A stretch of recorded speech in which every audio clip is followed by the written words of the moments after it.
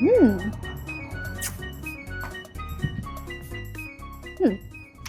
Akak, kedai buka ke? Kalau tak buka, tak adanya pintu tu boleh buka. Lepas tu kenapa dia tanya aku kat sini sebagai apa? Akak.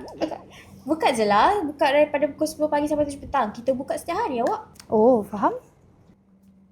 Ini apa pula akak? Dia ni dah kenapa? Tadi dia tanya kedai buka ke tak. Lepas tu dia tanya ni apa? Ni tayar kak? Tayar. Ada warna oranye, warna kuning. Nak mana satu? Kita jual butter cake akak. Kalau akak nak tahu, kita punya butter cake yang original tu, kita guna golden churn. Kalau yang coklat tu pakai coklat color pulp. Ada banyak perisa. Ada tester juga, akak boleh rasa. Menarik. Apa yang banyak warnanya? Sama je. Apa ni kak? Dia kata sama, punya banyak ni. Nampak tak? Banyak tu tak?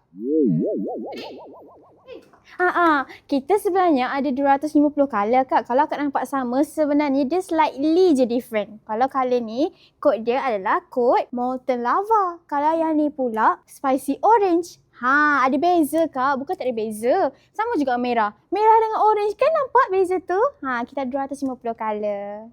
Banyak. Ada 250 colour. Ada butter cake. Buka setiap hari 10 pagi sampai 7 petang. Wah, faham.